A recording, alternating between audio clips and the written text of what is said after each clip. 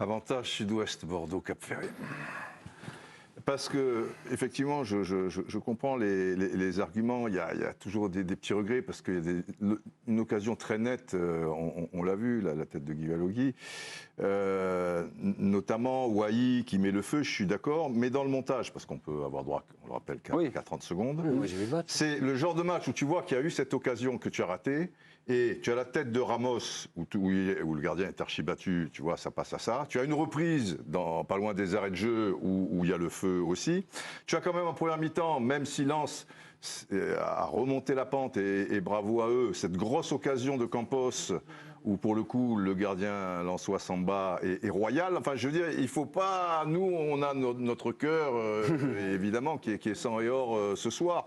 Et c'est formidable, compte tenu des circonstances très difficiles, parce que dans l'état où ils sont, ces 12 premières minutes est déjà mené 1-0.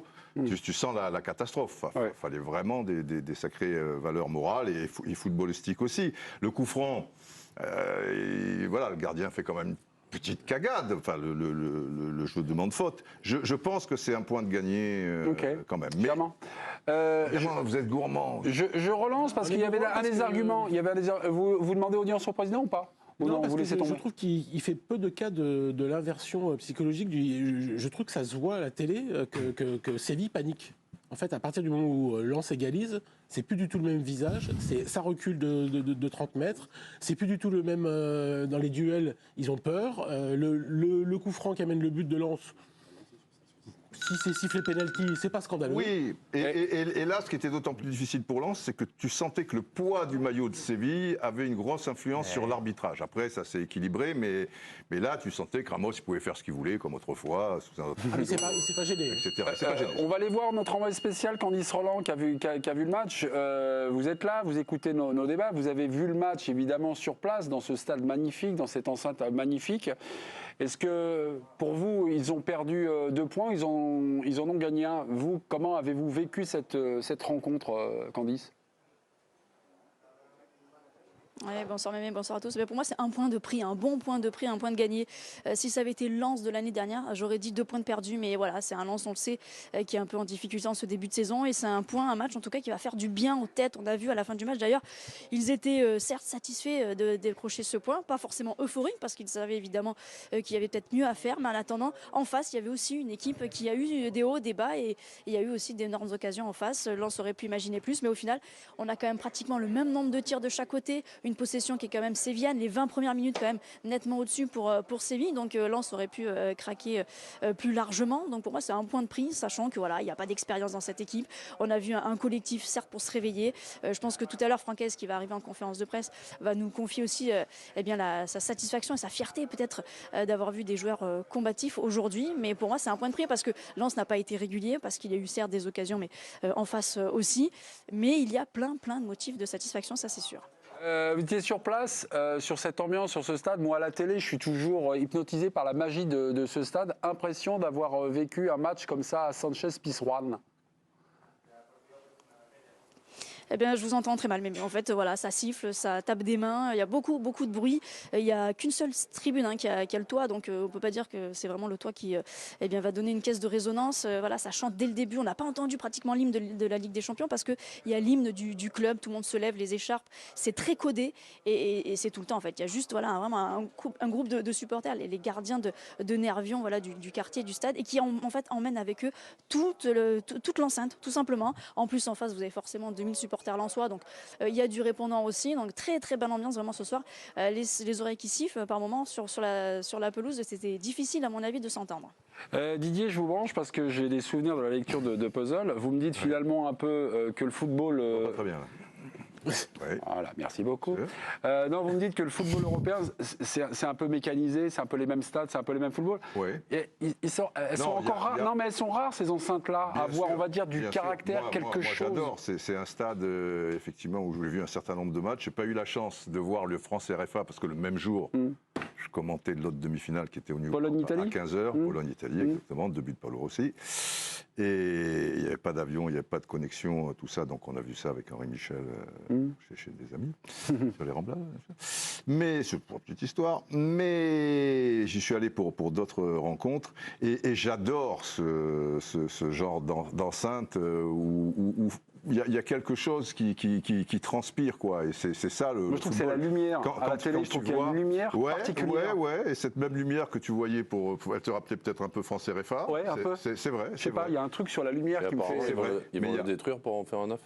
Ah ouais, mais ça, c'est un désastre. Oui.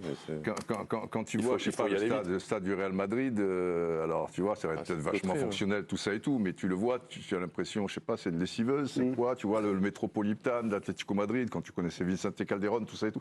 C'est pas une question de nostalgie, c'est une question que, voilà, ça transpirait le football, quoi.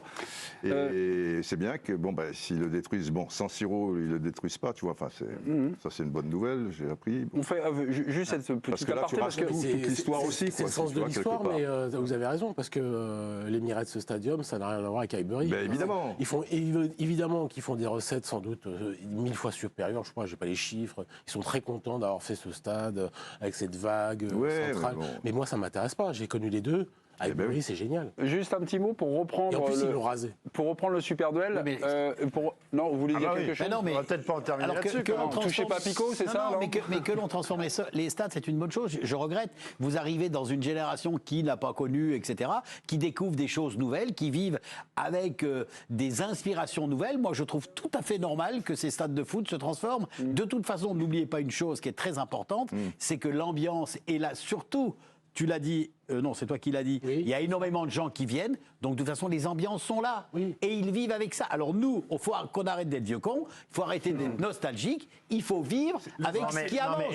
Mais c'est pas comme c'est comme si tu disais les forêts maintenant, il faut les raser parce que c'est très bien, on met des choses en ciment. Putain, tu vois le stade du Real Madrid, c'est que des trucs métalliques, quoi. C'est des tuyaux, c'est que de la nouvelles architectures, c'est une chose. Le problème, c'est le cahier des charges. Pas d'ambiance. Voilà, le stade de France, Le Stade de France n'est pas un stade de football. Il était fait pour l'équipe de France nationale. C'est pas un stade de football. Chacun fait son débat dans son coin. Mot de la fin sur le cahier des charges des stades, c'est-à-dire là, notre architecte, là, notre biker. Le problème, en fait, c'est que le cahier des charges, c'est qu'on part du principe qu'il faut une expérience au stade. C'est-à-dire que tout le monde réfléchit de la même manière. Il faut le même ratio de supporters un peu ultra. Il faut le même ratio de familles. Il faut qu'il y ait tant de buvettes à tel endroit. Et au final, tout se ressemble. Ils se ressemblent tous, c'est ça. Voilà, c'est ça le problème. Qu'il y ait des nouvelles techniques, une nouvelle architecture, de nouveaux stades qui soient dans l'air du temps, bien entendu, je suis d'accord, sinon c'est vieux con. Mais en revanche, il faut que chacun conserve sa culture et qu'un stade à Séville ne ressemble pas à un stade en Finlande. C'est un peu comme les centres-villes où il y a les grandes marques, si tu veux, tu vas même dans des pays d'un autre continent et tu as le sentiment d'être à... On a coupé Jo. Non, ce que je voulais dire. Ah ben voilà. Les centres-villes, les marques, tout ça et tout. Mais tu ressembles, ça ressemble. Un peu digressé. Je reprends, petite digression, petite parenthèse. On est avec notre Didoune, donc la parenthèse peut s'allonger, tout ça, avec le talent de votre ville, peuple. Je reviens sur le Super Duel. Silence, Dominique. Il y a un argument qui a été donné par votre partenaire de Super Duel. C'est Philippe Sansfourche. Je crois que vous m'avez dit. Enchanté. Lens était supérieur ce soir. C'est pour ça que finalement, c'est Lens était supérieur ce soir. Donc et non, ça réagit tout de suite. Non, il n'était pas supérieur ce soir. Je ne sais pas si c'est son sentiment vraiment. Ouais, il a dit, si c'est vraiment son sentiment, mais moi, c'est pas le mien. Moi, ce que j'ai entendu depuis tout à l'heure, en fait, c'est des arguments de français. C'est-à-dire que Ils sont du café. non, mais on est très français, c'est-à-dire qu'on est gagné par en fait la culture de la loose. Un match comme celui-là, tu es à l'extérieur. Ça a un petit peu changé, non, depuis quelques années. En Coupe d'Europe, le club. Non, pas en Coupe d'Europe, le sentiment français. Un petit peu. Notamment l'équipe de France. Oui, mais les soirées européennes, généralement, on a plutôt tendance à regarder nos pompes Oui, on regarde nos pompes parce que. Ce que je veux dire, c'est qu'il y a deux manières de regarder Lens. Là, j'ai l'impression qu'on regarde Lens avec les yeux du c'est notre petit club chouchou. Et en fait, on avait peur qu'ils en prennent une ce soir. Ouais. Et du coup, ils font un partout. Et ils sont pas ridicules, loin de là. Et donc, on se contente de ça. Sauf qu'on ne sait pas ce que ça donnera la semaine, lors de la prochaine journée. Quand tu vas recevoir le Arsenal qui a mis une volée à Eindhoven. S'ils viennent gagner à Bollaert, tu vas peut-être les regretter tes 2 points que tu n'as pas pris à Séville parce qu'ils étaient prenables. Non, c'était mieux de gagner. T'as pas marché, mais est-ce qu'il n'y avait pas la occasion à la loose? Si tu fais des références à la loose, un club français en période de loose, il y a 20-30 ans, il perd ce match. À la fin, il perd ce match. Et d'ailleurs, j'avais peur. On dit la même chose, mais c'est le prisme par lequel tu le prends. C'est-à-dire qu'il y avait vraiment la possibilité Non, mais on de ne prendre parle pas 3 d'un points. Lens qui a survolé le championnat l'an dernier. On parle d'un Lens qui a perdu quand même 3-4 cadres très importants de cette équipe, qui récupère de joueurs plutôt intelligemment, aller chercher des jeunes joueurs qui sont entre guillemets en devenir, notamment tu vois Openda qui part, t'as Wai, moi j'adore, mais après c'est pas le même vécu pour le moment, donc c'est pas le même Lens qui a fini la saison l'an dernier. Je pense que le Lens de l'an dernier peut-être s'imposer ce soir. Mais là, il commence aussi un début de saison un peu plus difficile que la saison dernière. Donc il y a tout ça qui est. On analyse aussi par rapport à tout ça. Je ne trouve pas que Lens ce soir ait marché sur Séville. Quoi. Non, mais je veux dire, si vraiment ils ont 3, 4, 5 occasions et tu finis un partout. Ça, c'est les arguments que vous aviez avant que le match commence. Oh, bon, non, ils regardent le match, ils ne préparent pas leur fiche. La grosse occasion, c'est Guy Davogui la tête. Le match ne dit pas ça. Et sinon, tu n'as pas grand-chose de plus. Le match dit qu'à un partout, tu es meilleur. Oui, mais si tu as la place, effectivement, ça allait d'un côté de l'autre. Sauf que la maîtrise technique de Lens, elle est nettement insuffisante ce soir pour justement dire qu'elle a perdu 2 points. Je regrette. Il y a techniquement, il y a trop de choses qui manquent. Dans le choix, on va parler dans le prochain sujet, mais il y a trop dans le choix, notamment dans l'avant-dernier et le dernier choix, il y a trop d'erreurs techniques. Et c'est ça qui me fait dire que Lens n'a pas perdu 2 points. Il y a plus d'erreurs techniques sur les derniers mètres. En plus, moi, je trouve qu'ils ont retrouvé quand même quelques enchaînements de triangles où c'était plutôt pas mal. La seule occasion fantastique, c'est presque à la fin, où il y a un travail monumental qui est fait de derrière, qui termine par Guy Davogui, son coup de tête. 21 ans. C'est la plus belle action du match. 21 ans que le RC Lens n'avait plus participé à la Ligue des Champions, ça valait bien une belle fête. La fête a eu lieu donc à Séville, côté sévillan, mais également à Lens, où il y a des écrans géants dans le centre-ville de Lens.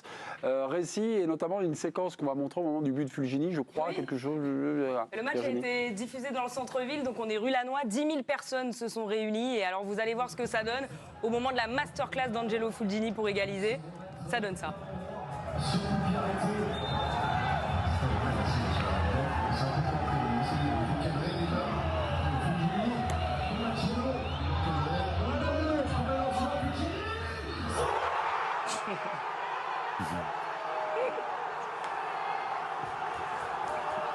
C'est beau, hein? C'est génial. C'est beau. C'est beau, non, je trouve. C'est Mais magnifique. tu préférerais une ville plus métallique, tu préférerais que ça se passe à Métropolis, tu vois. Des voitures en haut dans le ciel. Il vous taquine là, Didier. Là, il vous met le nez dans votre caca, là. Il vous met le nez dans votre trappe. Mais c'est beau, ça Mais c'est magnifiquement extraordinaire. C'est magnifiquement extraordinaire, bien sûr que oui.